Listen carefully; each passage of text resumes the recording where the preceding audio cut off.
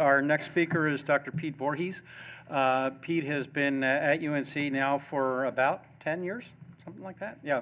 And starting as a fellow, but then more recently has taken on the multiple myeloma program, which he's doing a great job. And he's going to talk to us this morning about better proteasome inhibitor-based therapy in multiple myeloma, some of the work that he's done himself as well as other people in the field. So I'm going to be talking about ways to improve proteasome inhibitor-based therapy in multiple myeloma. Obviously, the advent of the proteasome inhibitor Bortezomib or Velcade has led to dramatic improved outcomes in patients with multiple myeloma. Yet at the end of the day, this is a disease that inevitably relapses over the course of time, becomes increasingly resistant to therapy, and the vast majority of patients will ultimately die as a result of their disease. So obviously, ways to improve proteasome inhibitor-based therapy are absolutely critical to improving patient outcomes. So I'm not going to be able to do justice to this very broad field in such a short period of time, so I thought I would focus on overcoming Bortezomib resistance, looking at two pathways. One, targeting the AKT signaling pathway, and second, by targeting deacetylases. There's a number of different new proteasome inhibitors that are in development, one of which has just recently been FDA approved. That's Carfilzomib, also called Kyprolis. I'm going to spend my time talking about that one just for the sake of time, and then we'll conclude. So let's talk about AKT. So this is a slide that I borrowed from Ken Anderson and his group in the multiple myeloma program at Dana-Farber Cancer Institute. And suffice it to say, the interactions between the bone marrow microenvironment and the myeloma cell are extraordinarily complex. But I want to focus in on AKT and upregulation of AKT signaling as a result of factors within the bone marrow microenvironment appears to be very important for conferring a survival signal and resistance to apoptosis in myeloma cells. Additionally, when you look at AKT signaling in cells, myeloma cells that have been exposed to Bortezomib, what you can actually see is you can get an activation of AKT very quickly after exposure to proteasome inhibition and no change in AKT overall levels. So the thought is that induction of AKT is a form of inducible chemoresistance to proteasome inhibition. So the thought is if you can block this induction of AKT activation, you can get enhanced cell kill with proteasome inhibitor-based therapy. And this is just preclinical work done by the Ken Anderson group, demonstrating that you do get a significant increase in apoptosis activation with the combination of Bortezomib and the first AKT inhibitor in clinical development, Peripheral. And you also get dramatic increased activity and synergistic activity with Peripheral and Bortezomib in myeloma cell lines and in patient myeloma samples as well.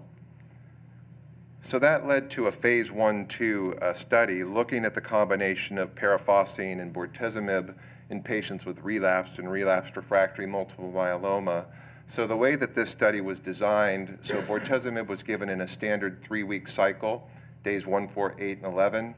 Dexamethasone could be added at disease progression, and Peripheral, the AKT inhibitor, was administered orally on a daily basis.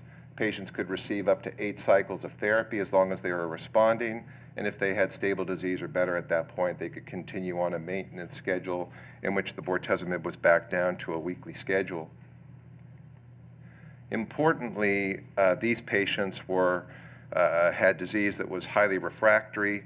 So if you look at patients with relapsed and refractory disease, so these are patients that did not respond to their last therapy or progress within 60 days of completing their last therapy, almost 90% of patients had relapsed and refractory disease.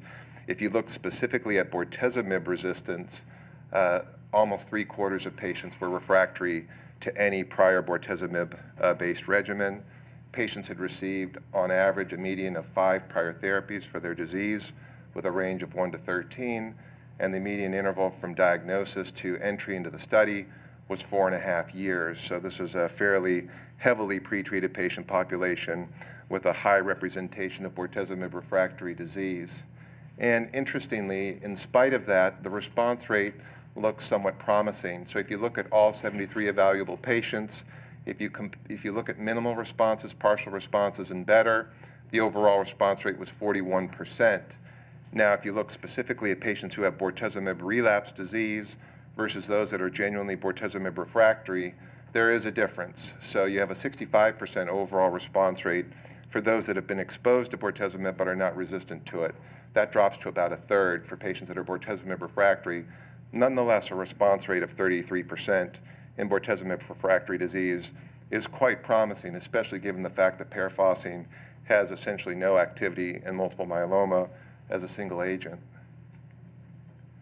This is the progression-free survival. So if you look at all patients, it's 6.4 months, which is actually quite impressive for this patient population. It's a little bit better for those that are Bortezomib relapsed, 8.8 months versus 5.7 months for those that are Bortezomib refractory. So these data have led to an international phase 3 study of Peripheral in patients with relapsed multiple myeloma. So they're taking patients who have had prior Bortezomib but are not refractory to it. They can have had prior lenalidomide or thalidomide, and they can be refractory to that, 1 to 4 prior lines of therapy, and patients are randomized to Bortezomib and dexamethasone with or without Peripheral on a daily basis, and the primary endpoint is progression-free survival. This is a study that is ongoing, and hopefully we'll see some positive results.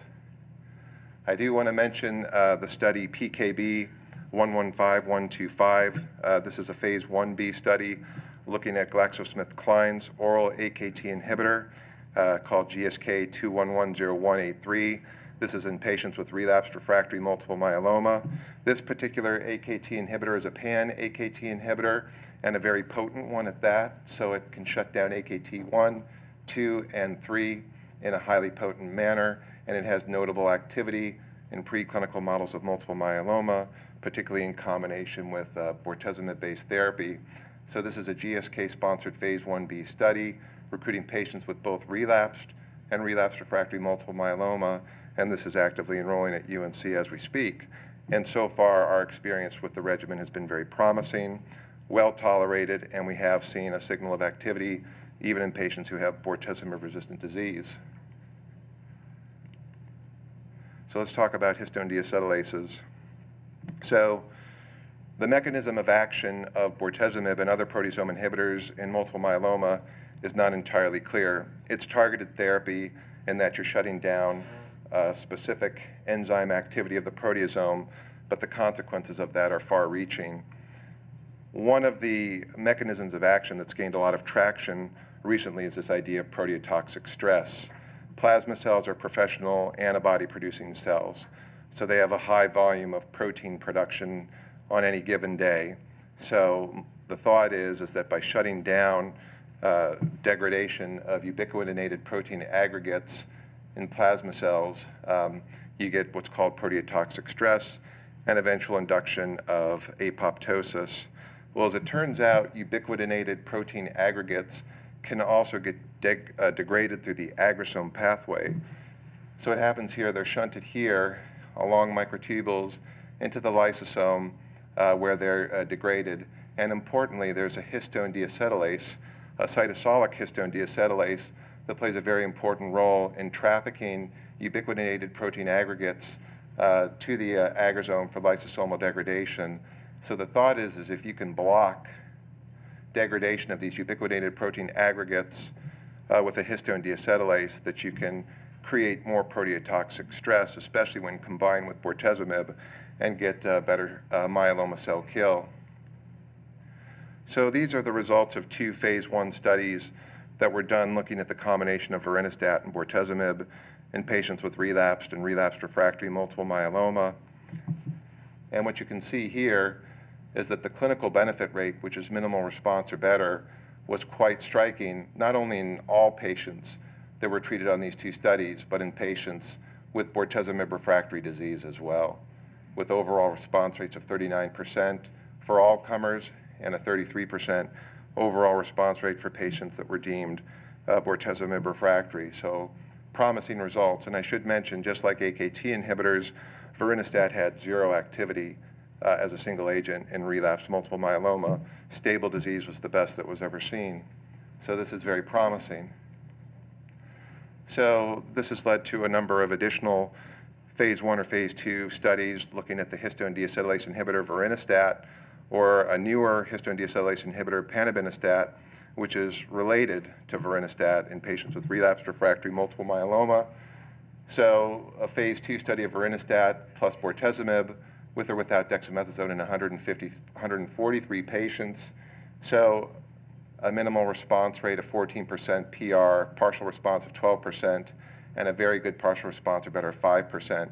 Now, what I will mention here is these patients had to have received at least 2 prior lines of therapy.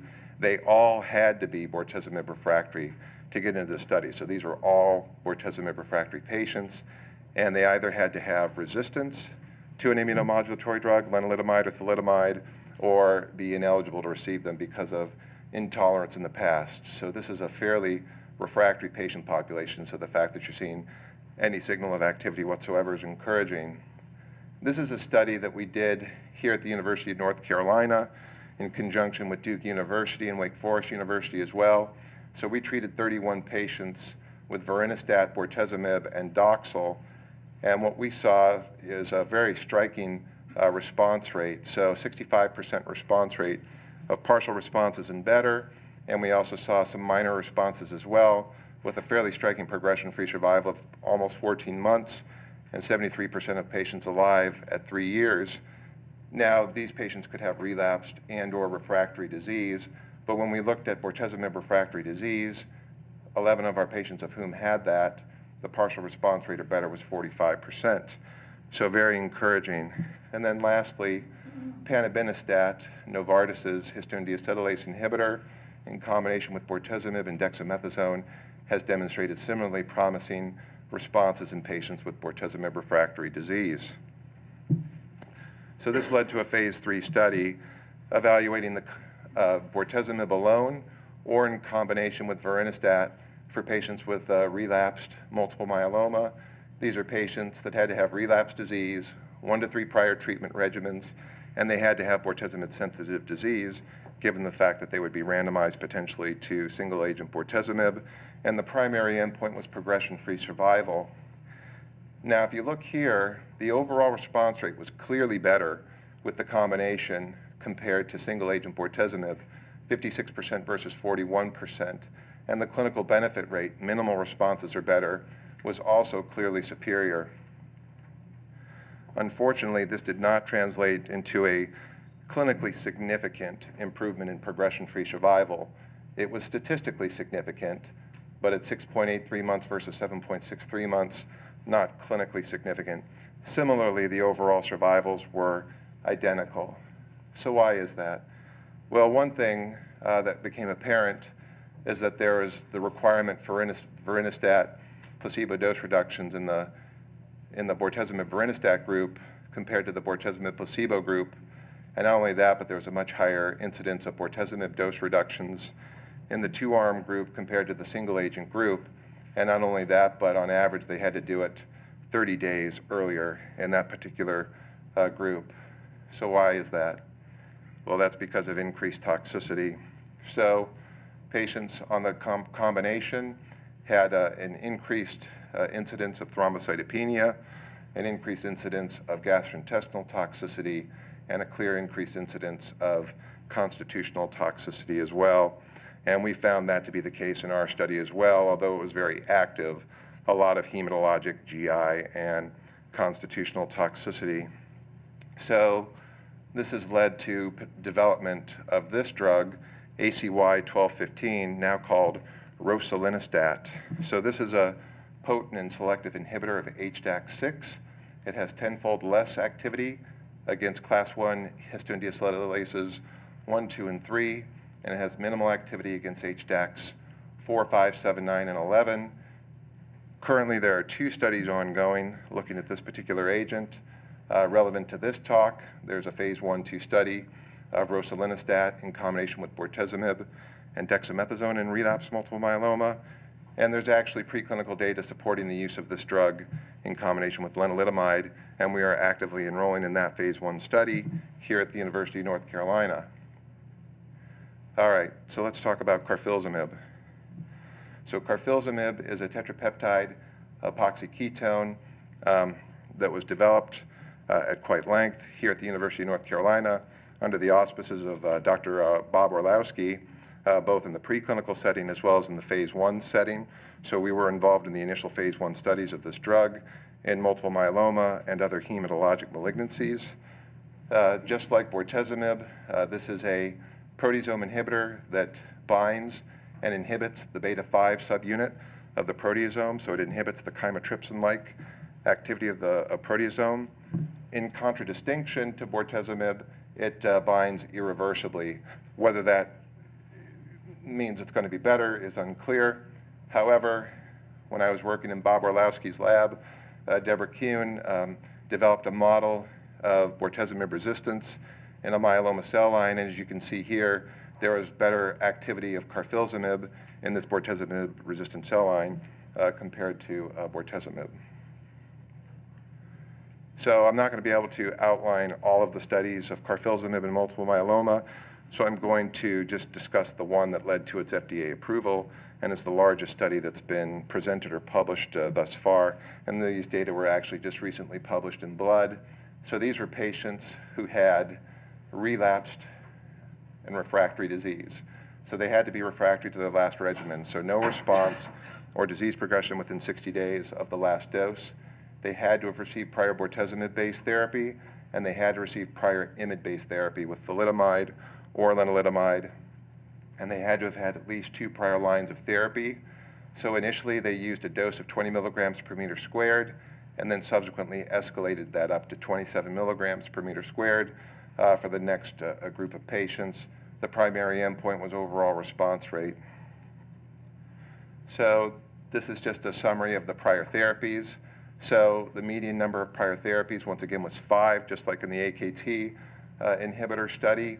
All patients had received Bortezomib essentially, and all patients had received an immunomodulatory agent, most of which, importantly, was lenalidomide, which is more active than thalidomide, and almost everybody had received alkylating agent-based therapy, and 3/4 of patients had had a stem cell transplant. As far as specific refractoriness to Bortezomib, in any prior line of therapy, 45%. So these are the response results. So if you look at overall response rate, partial responses are better, 24%. Clinical benefit rate, minimal responses are better, 37%. Disease control rate, stable disease or better, 70%. And this is the progression-free survival, which for the entire group was 3.7 months, which is pretty respectable for this highly refractory patient population. And certainly those patients that had responses to therapy had a much better progression-free survival compared to those that just had stable disease or progressive disease. And importantly, a minimal response does appear to be important, and they do have progression-free survivals that typically are similar to those that had partial responses. Now, importantly, the side effect profile of Carfilzomib is very different than the side effect profile of Bortezomib, and specifically, the rate of peripheral neuropathy is exceptionally low. So there was only a 12% neuropathy rate in this 266 patient study, and only 1% of patients had grade 3 or 4 peripheral neuropathy. So why might that be? Well, these are preclinical data on the use of Carfilzomib. So when they looked at Carfilzomib compared with Bortezomib in an in vitro neurite degeneration model, what they found is that while Carfilzomib had very little effect on neurite outgrowth, Bortezomib led to significantly shorter neurite outgrowth compared to Carfilzomib. And not only that, when they looked at a wide panel of serine proteases, they found that Bortezomib was perhaps not as selective as initially thought, whereas Carfilzomib does appear to be much more selective to the proteasome. So specifically, Bortezomib was able to inhibit a number of serine proteases, including cathepsin A, cathepsin G, chymase, and then interestingly, the serine protease here, HCRA2 OMI.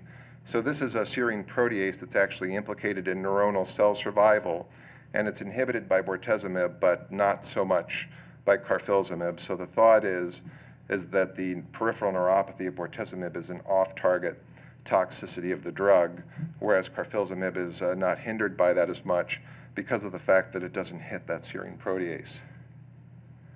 So that's it in a nutshell. As far as the pipeline is concerned, there's a number of different drugs that are being developed in the ubiquitin proteasome pathway. I talked about Carfilzomib.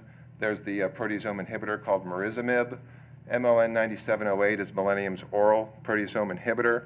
We actually have a concept going through the alliance utilizing this drug in the relapsed setting, and hopefully that'll get approved by CTEP in the beginning of November. Oprozomib is Onyx's oral proteasome inhibitor. So this is a little different than Carfilzomib, but nonetheless an oral version of the drug, and we were selected as a site to participate in phase 1/2 studies of this particular drug in 2013. These are a variety of other agents that are currently in the pipeline in multiple myeloma. So to conclude, a better understanding of proteasome inhibitor resistance is leading to clinical trials incorporating novel agents with proteasome inhibitors.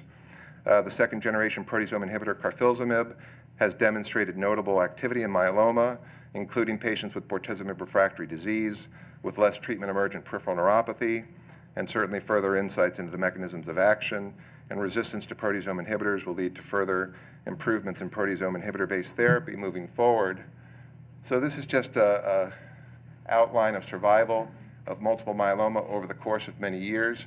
And as you can see, when you go from the 1970s to the first half of the 2000s, we have essentially a doubling of overall survival, and that's only improving over the course of time, and I think we'll continue to do so. And with that, I'll end. Thank you.